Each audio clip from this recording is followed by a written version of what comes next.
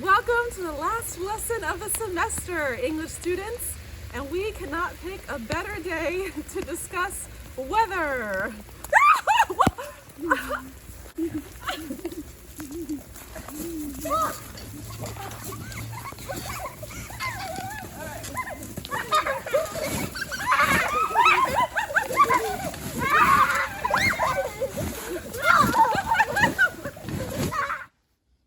Okay, let's start off this last lesson with the phrase that we have talked about for the last 3 or 4 months.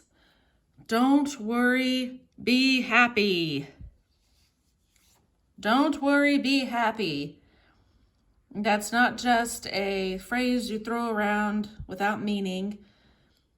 There's a reason that we don't need to worry and that we can have peace in our happiness. We can rest in God.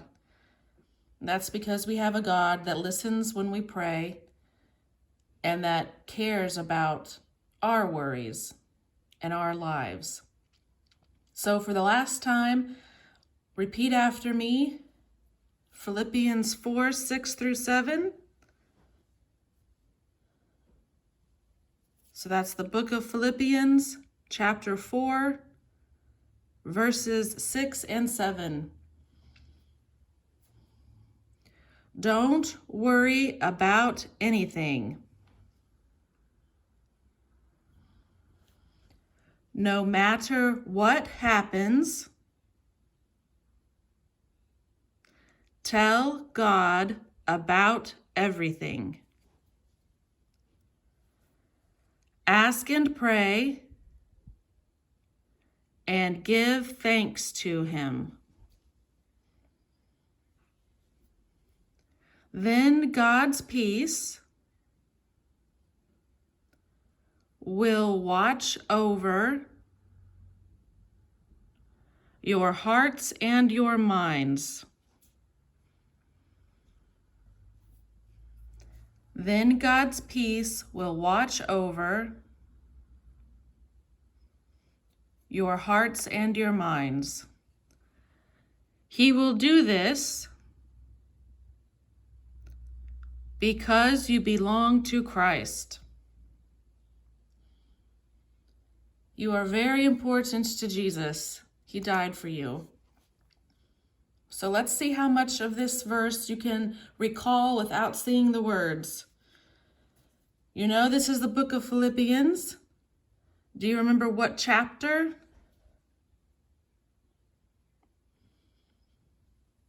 And do you remember what verse? Philippians 4, 6 through 7. All right, the first sentence, do not be blank for anything. What goes in this blank?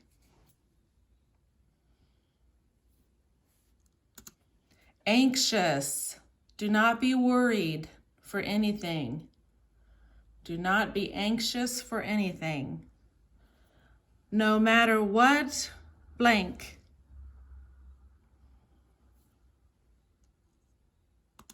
Happens. No matter what happens, tell who about everything? God. Tell God about everything. Blank and pray.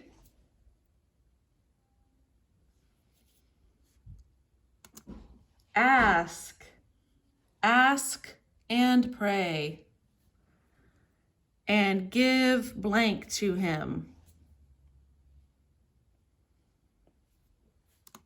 Thanks.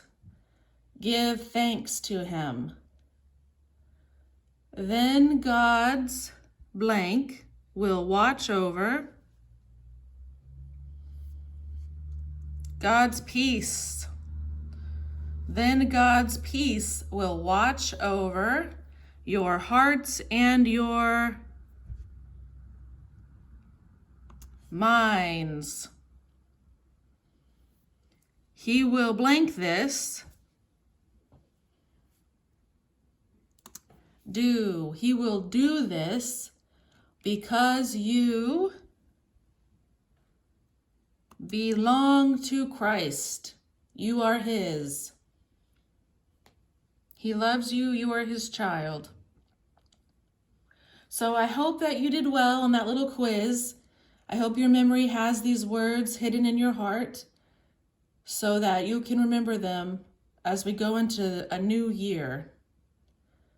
When we come back in January, we will have a new verse to memorize for that semester.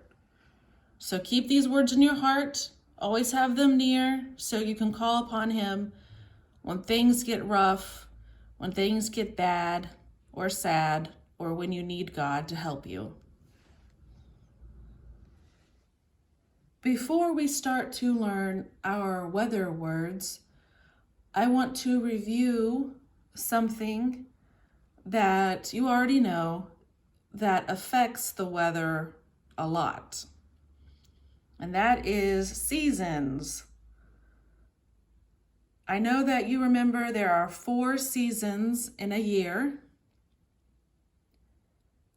And the weather depends a lot on which season you are in.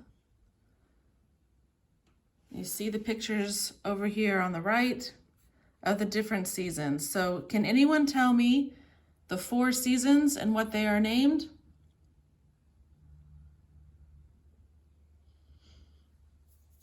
Well, let's start with the one that we are going into on Monday. Winter. You see up here with the snow, it's very cold. Winter, the first day of winter in this year is December 21st. It's already snowed here, so we already are feeling the effects of the weather in winter. It's cold, it's snowy, there's ice, there's no leaves on the trees. It's winter. What season comes after winter?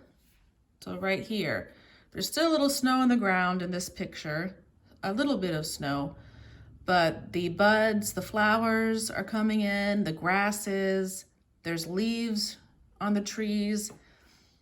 It is becoming green again, and that season is called spring.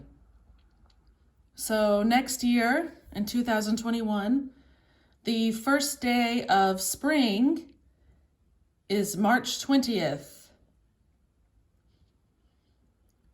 March 20th. So spring, especially around here, can have snow and cold weather, a lot of rain usually. But you can tell it's spring because things are turning green. Flowers are coming back, leaves on the trees are coming back, and the weather gets a little warmer. What is the season after spring? After spring comes summer. The first day of summer is June 20th next year in 2021. So here you have the flowers in full bloom. Everything is green and bright and sunny. The sky is blue. Here's a beach in the background. It's a really nice time of year. And it's very, very hot. And then after summer comes which season? Fall or autumn. Both names are correct. Fall and autumn are the same season. And in 2021, the first day of fall or autumn is September 22nd. September 22nd. So we know fall by the weather becoming cooler. It's cool. You need to wear a sweater. The leaves start to change beautiful colors, yellow, red, orange, and then eventually they become brown and fall off the tree.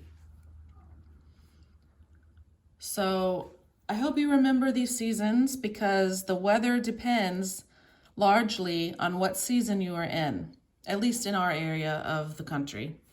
So one more time, the 4 seasons are winter, spring, summer, and fall or autumn. These dates are not hard dates. They are not the same time each year. It's around the same time. It'll probably be the same week or so. But these dates change. They are not like Christmas. Christmas is always December 25th. The 4th of July is always July 4th, obviously Independence Day. New Year's Day is always January 1st. These are not dates like those. They're not the same exact day each year. But these are the dates for the upcoming year. All right, let's go to our weather lesson. If you are in the purple book, the foundations book that we usually used on Wednesday mornings, then you need to turn to page 40. And this will be a review for you. It's an important review at an important time of year because the weather changes so much in December. And then if you are using the Tuesday night book, the red book, Step Forward, then there's 2 pages. They kind of sprinkle this lesson throughout the chapter on clothes. It's on page 119 and page 126 is where we will find our weather words. So page 40 in the purple book, page 119 and 126 in the red book. So piece by piece, we will look into this and we'll go to our next section of repeating after me. So I'll give you a few seconds to turn there and then we will repeat after me.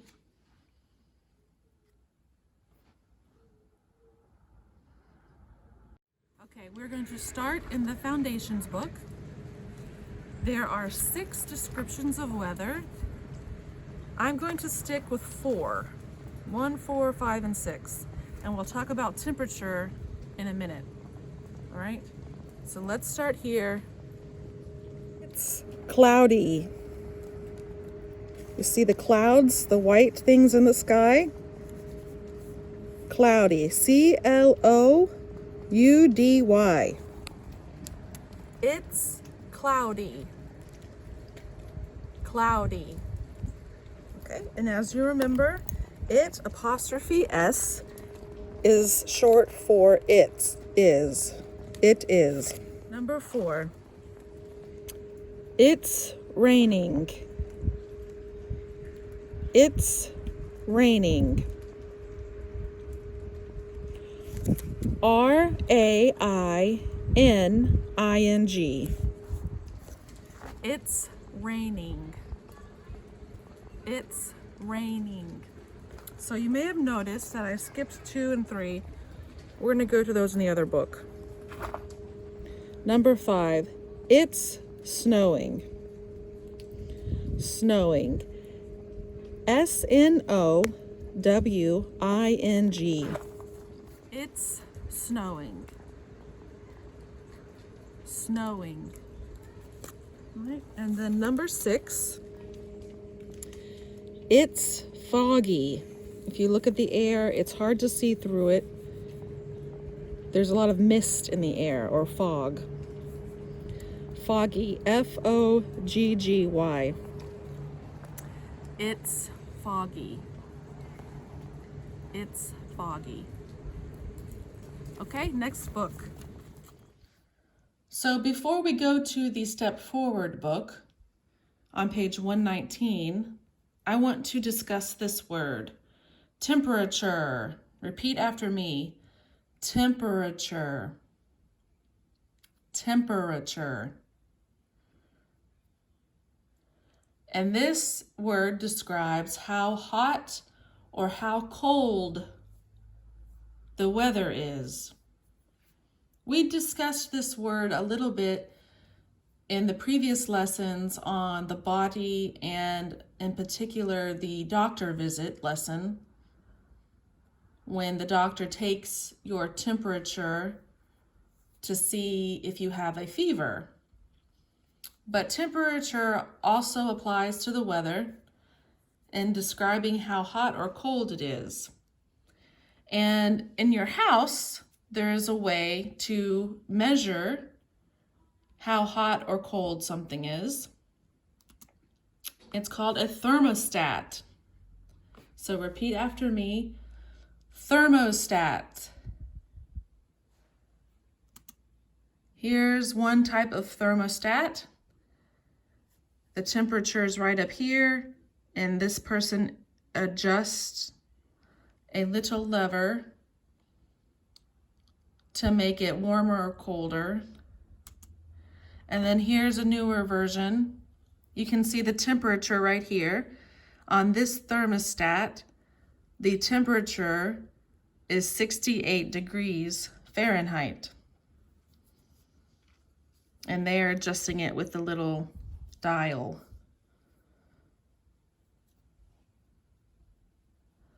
So this is called a thermostat, two different types, and they measure temperature in your house. And sometimes they can tell you the temperature outside your house. Okay, so let's talk about weather words that deal with temperature. Okay, now that you know what temperature and thermostat mean, let's talk about weather-related words. Okay, this is on page 119 in the red book. You see in the middle of the clothing unit, there are 4 descriptions of weather for some reason. Number 1, it's hot. The temperature is high. The sun is very strong. She's wearing shorts and a t-shirt. It's hot. H-O-T. It's hot. Repeat after me. Hot. Okay. Number 2, it's warm. W-A-R-M. She's wearing capri pants, and the temperature is a little less hot, so warm. It's warm. It's warm. Warm. So we have hot, warm, and then number 3, cool. It's cool. It looks like fall. She's in a sweater and pants now. Cool. C-O-O-L. It's cool. Cool. And then number 4, it's cold. Cold. C-O-L-D. She's in a jacket and a hat. She's walking in snow. The temperature is very far below the other temperatures. Cold. It's cold. Cold. So we have hot, warm, cool, cold. Okay, that's the temperatures. Last page, page 126 in the red book, we have some new words. Number 1, it's sunny. You have the bright sun. The sky is blue. There's green everywhere. It's sunny. S-U-N-N-Y. It's sunny. Sunny. Number 2, it's cloudy. We did that one already. Number 3, it's raining. We also did that one. Number 4, it's snowing. The white powdery things that come down from the sky. Snowing. S-N-O-W-I-N-G. It's snowing. Snowing. Okay, those are the main weather words that your book wants you to learn. Let's see how well you listened. Weather during the year. How many months are there in 1 year? I hope you said 12. We've reviewed this many times, but there are 12 months in a year. Can you name them with me? The first month of the year is January. January. Then February, March, April, May, June, July, August, September, October, November, December. So I hope that you said those with me. If not, we have this to remind us. I chose this graphic because you see the weather in a lot of these words. So, which months are hot?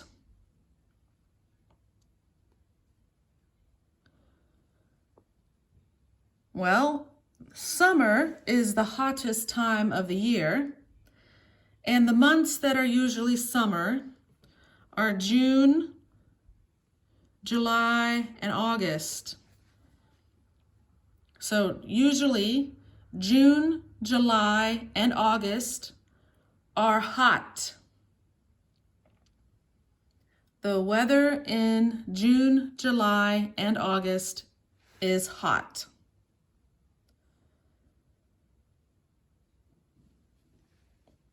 Okay, which months are warm? Well, that one is tricky because spring is warm. We're just coming out of winter. And fall is also warm. We're going into winter, so the temperature gets cooler. So the typical months that are warm are April, May, September, October, and November. That can vary around here. Sometimes April can be quite cold. It depends on the year. And sometimes September can be hot. This last September was very hot. So there's a transition in the seasons. Sometimes September is cooler. It's warm. It's not burning hot like August. The temperatures in August are usually around here in the 90s, usually 90 degrees, 80 degrees. That's typical for August. And sometimes September can also have those hot temperatures. But we do head into fall in October and November. It becomes warm and then it becomes cool.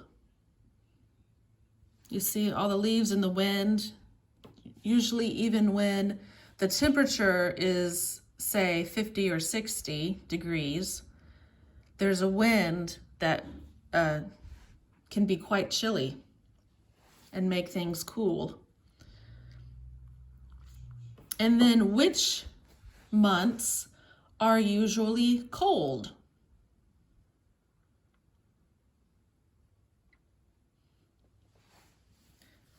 Well, the coldest time of year is winter. And so that will be December, January, and February. And around here, sometimes March is very cold as well. So winter is December, January, and February. And the weather is cold.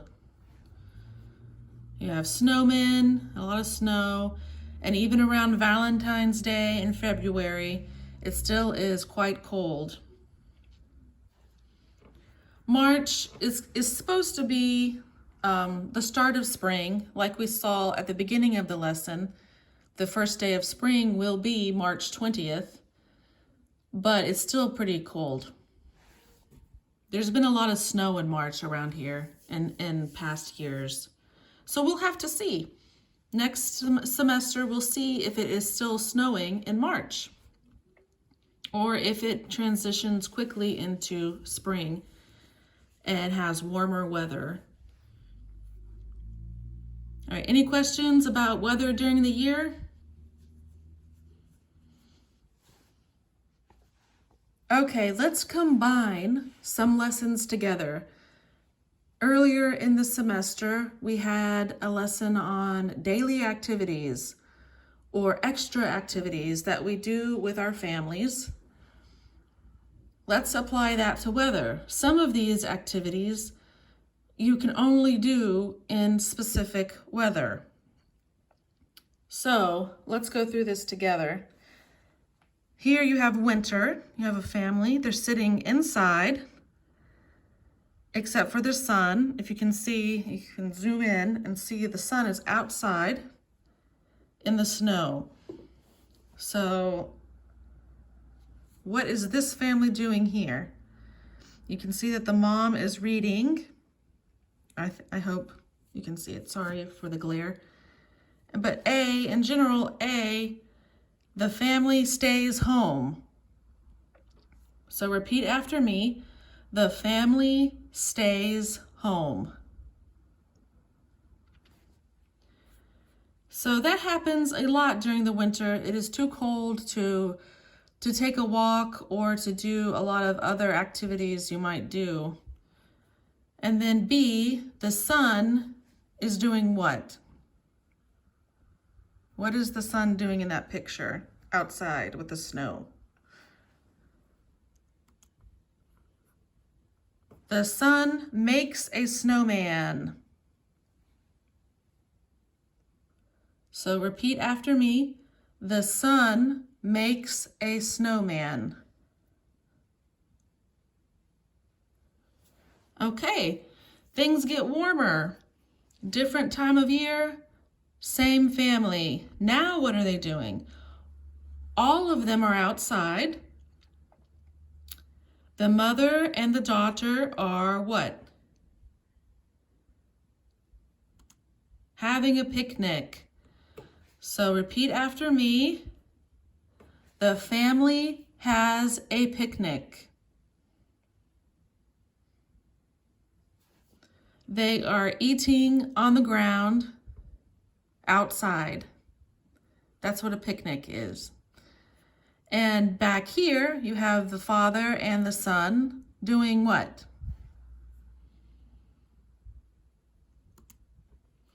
They are playing soccer. So repeat after me. The father and son play soccer or football. Okay, down here, the weather gets hot, hot, hot, hot.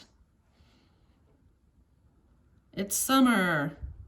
So what is the family doing? Right here, where are they? Repeat after me. The family goes to the beach. The family goes to the beach. Okay, over here in the background, we have one person in the ocean. What is that person doing?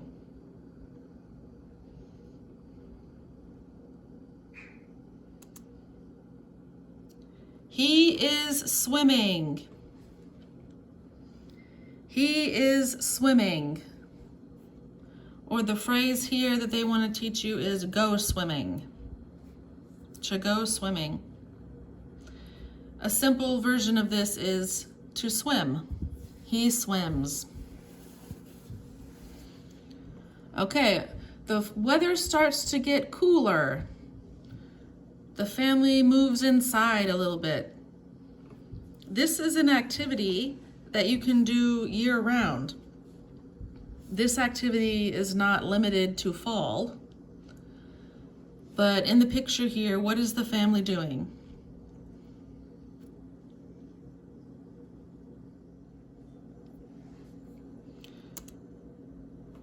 Go out to eat. The family goes out to eat.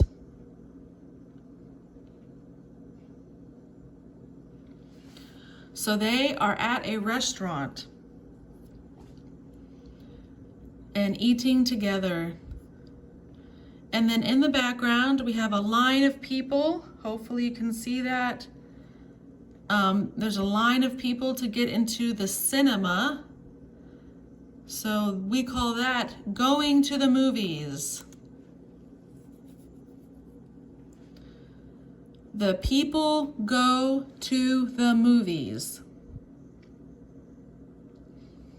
Again, that is an activity that you can do year-round. It doesn't matter the weather. But a lot of big movies come out in the fall and the winter. Like a lot of the Marvel movies will come out, and a lot of other big name movies come out at the end of the year or in the summer. Sometimes there's summer blockbusters. But anyway, those are 8 common activities. Many of them you can only do in hot or cold weather. So I hope that was a good review for you. Weather report. How do we know what the weather will be like tomorrow? What will the weather be on Christmas Day? What will the weather be on New Year's Eve? Should I go out and have a party? Should I stay inside because it is going to be 5 degrees? What is going to happen with the weather in the future? This is what a weather report is. So how do you read a weather report?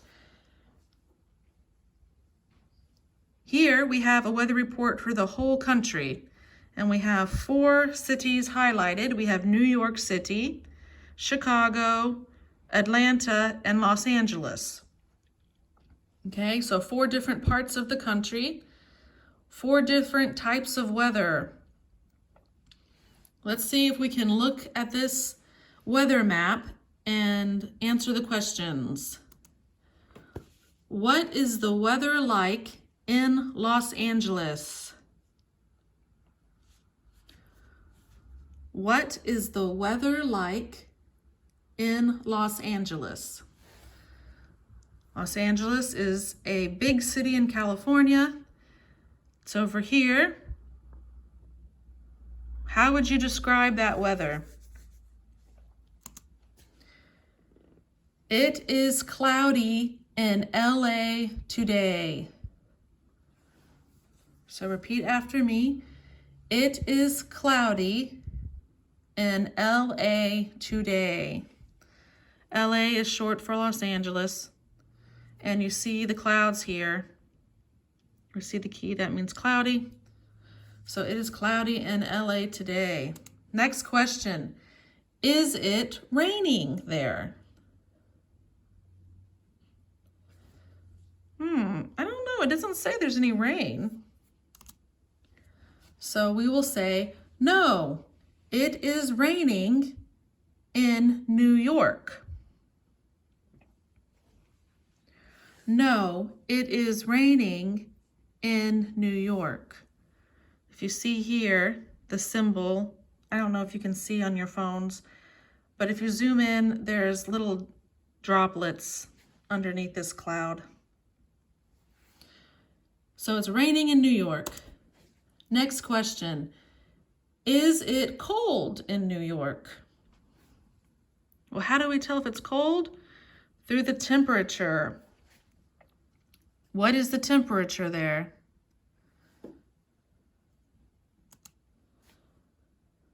No, the temperature is 62 degrees. No, the temperature is 62 degrees. So I would describe that as warm. So it's not cold. Oh, it is cold in Chicago. How do we know that it is cold in Chicago? How cold?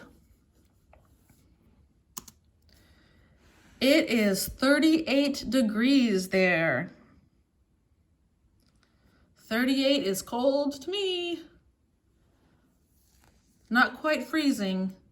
Freezing is 32 degrees, but it's close enough for me. It's cold. I happen to like cold weather though. All right, next question. I want to go somewhere hot and sunny. Hot and sunny. So where should I go? If I want to go somewhere hot and sunny, let's look on this map. We got sun and 75 degrees. So where should I go? Then go to Atlanta. Go to Atlanta. All right, any questions on reading a weather map? Text me, let me know. Let's talk about extreme weather. Extreme weather, when weather gets ugly. Typically, the weather just affects what we wear or what activities we do. But sometimes we have to change our entire life based on the weather. For instance, we have to leave our home, or we have to put together an emergency kit, or we need to protect our family. We can't go out driving to our work. The weather stops our life. So here's 8 examples of extreme weather. Number 1, do you know what? Oh, well, sorry, I already hit it. This is a heat wave. Repeat after me, heat wave. You see the sun is like bearing down. It's very strong. The dirt has been cracked. There's no grass. There's no green stuff like trees or flowers. It is burning up the entire area. And it is hot, hot, hot, hot. A heat wave. All right, heat waves come with very high temperatures like this. This is a weather report from California. And look at all these temperatures. 72 isn't so bad, but if you look over here, this is 113 degrees, 116 degrees, even 100 or 105. Those are hot, hot, hot temperatures. They're very dangerous, and they affect everything in the weather. So that is a heat wave, and California has a lot of heat waves. And the southwestern part of America, like Arizona, New Mexico, parts of Texas, have a lot of heat waves. Okay, do you know the difference between 2 and 3? They are both extreme weather caused by wind, very high, high winds, very dangerous winds. This picture has palm trees, and the windows have wood on them. They're boarded up so the glass doesn't break. This is a hurricane. Repeat after me, hurricane. And that happens in the southeast a lot, near the ocean. Hurricanes. The winds are very strong, the rain is very strong, and a lot of houses get destroyed. It's very dangerous. And then over here, this is called a funnel cloud. And so we can tell that this is a tornado. Repeat after me, tornado.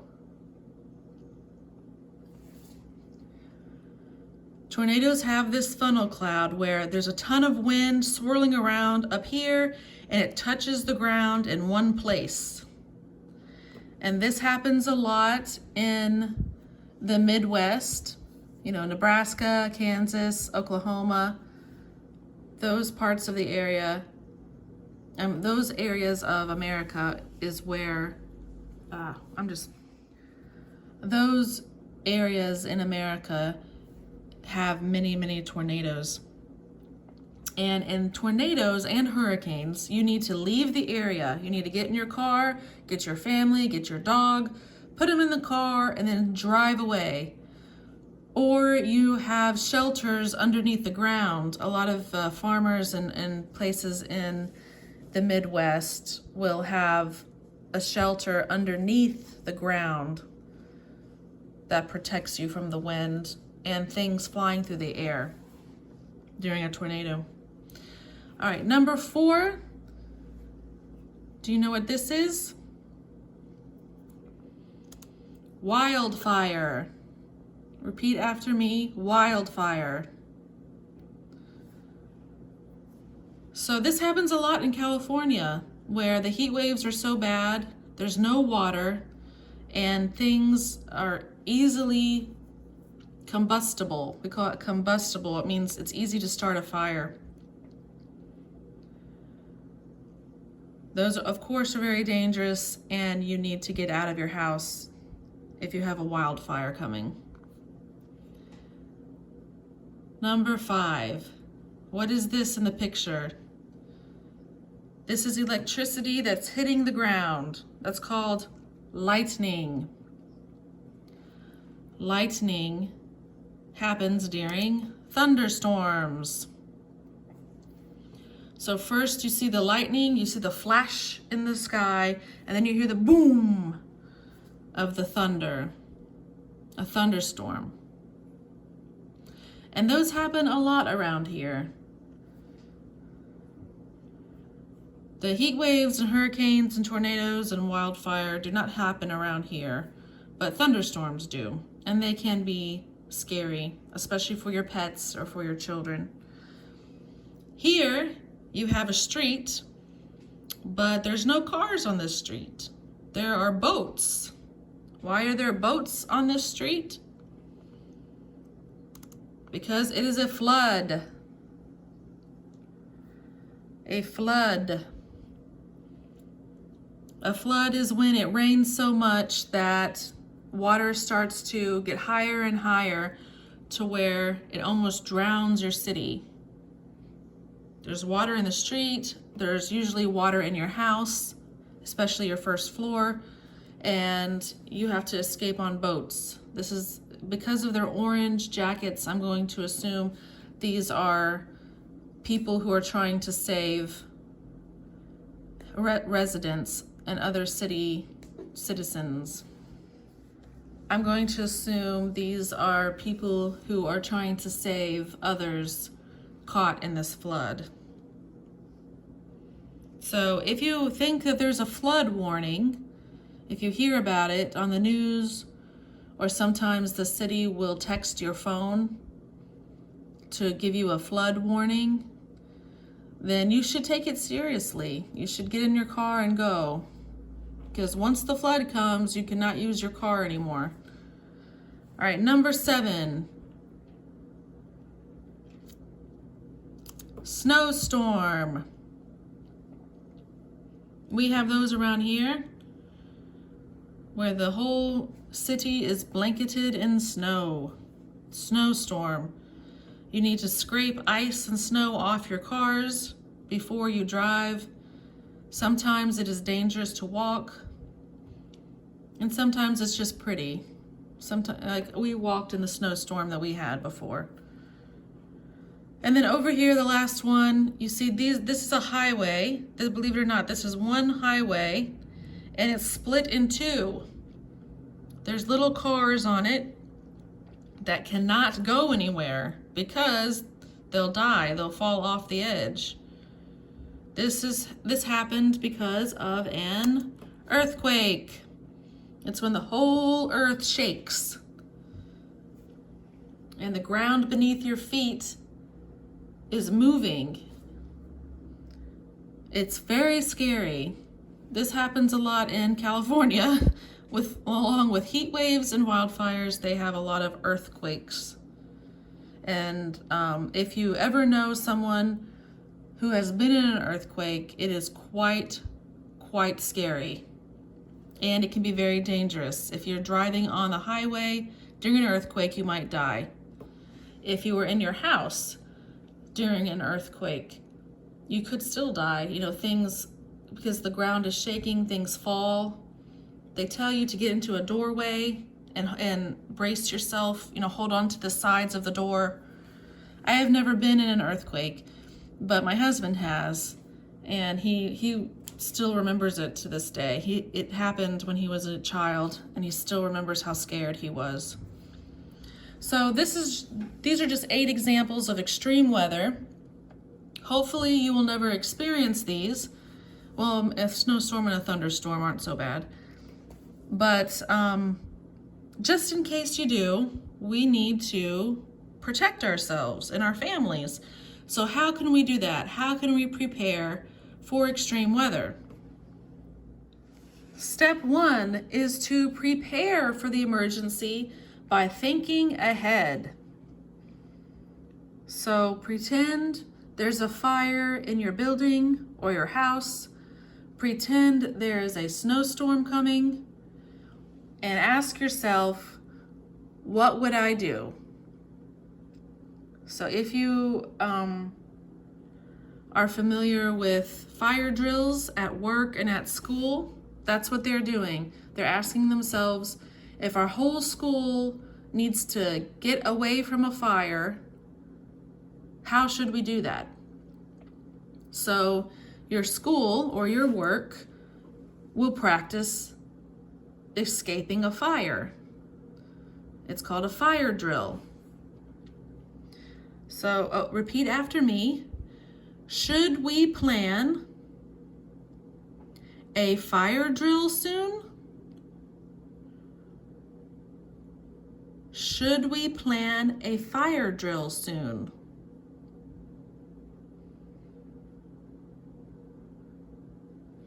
Yes, good idea. So here are the employees, the workers. You have the alarm here, and it goes, or it sounds like a bell, and they are going towards the fire exit. Because during a fire, you should not use the elevators. You should use the stairs.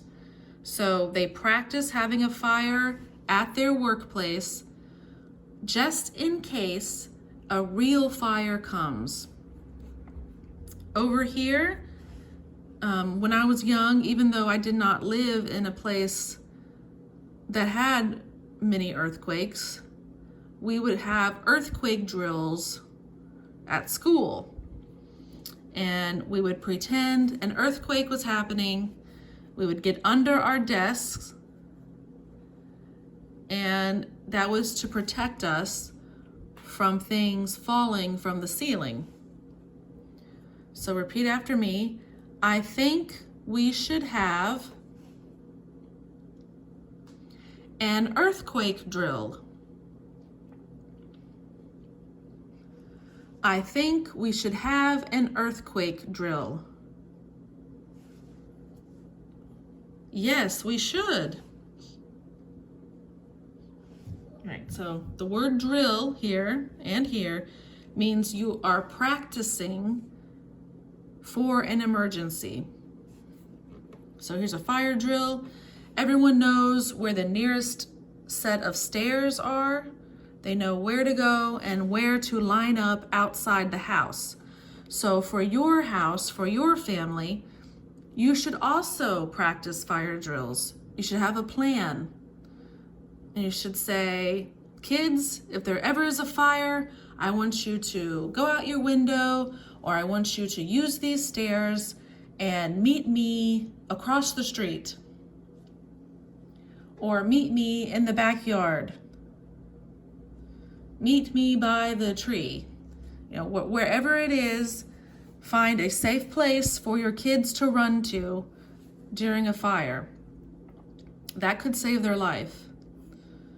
And then number 1, I'm sorry I went backwards, but I did this on purpose. We want to talk about emergency kits. What is an emergency kit? If you see here, it's just a package that has items in it like a flashlight, batteries, a first aid kit with Band-Aids and ointment in it, and other things that can be very helpful during an emergency. Even a thunderstorm or a snowstorm, your lights may go out, you might lose electricity in your house, and you'll need a flashlight because the lights don't work in the rooms. Or your kids might fall and hurt themselves trying to escape a fire, and you'll need Band-Aids and ointment for that, right? So repeat after me. Should we check the emergency kits? They're getting old. So this family put together an emergency kit a long time ago, and they're not sure the batteries still work or if they have everything they need in it. So they're going to check the emergency kit, and the person B says, "You're right. Can you do that, please?" So how do we check our emergency kit? Do you recognize these items? What to put in an emergency kit is very important. So if you were in a house fire, if you were in a snowstorm and the lights went out and there was no running water, if you were in a tornado or an earthquake, what would you need to survive? Well, I hope you know what this is. Water. Bottles of water or gallons of water are important to have in any emergency.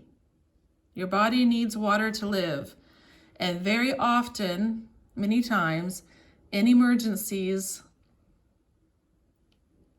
your water does not run, or maybe your water is dirty. It might be tainted for some reason. So you need bottled water to make sure your water is clean and that your kids and you survive until help can come, like people in an ambulance or the police, and sometimes in extreme weather, the National Guard, the military. Number 2, what is this? You don't see these around much anymore, but it is a radio. And a radio is very important too, because that is how you find out most of your information from the city. The city will broadcast through the radio what is happening. For instance, there's a hurricane coming, get out of the city. Or there's a wildfire in your neighborhood, everyone must evacuate, you must leave. So a radio is a good friend to have. Number 3, these are batteries. Batteries. They operate your flashlight and other things that you may need while you are stranded. Number 4, medicines.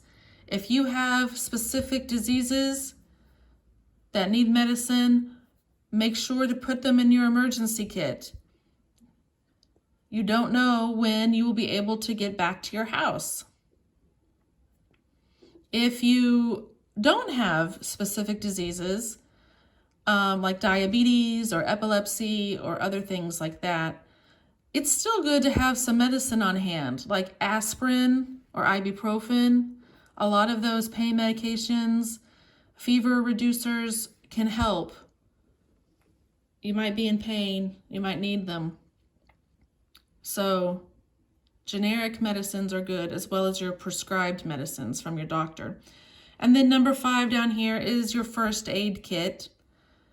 First aid kit that has your Band-Aids, gauze, ointments, and other things in case you or your children are injured trying to escape the fire or the tornado or other extreme weather. Then here we have matches and candles. Those come in handy when you have no electricity, when you have no lights. Matches and candles. Matches also come in handy if you need warmth, like a fire. You need to get a fire going safely and things like that. And then, of course, this handy flashlight. Helps you see in the dark. So hopefully you will recognize these things and can put them together in an emergency kit to protect yourself when the weather gets rough. Well, that's it, everybody. I hope you had fun in the snow today. I hope you enjoyed this lesson, and I'll see you in January.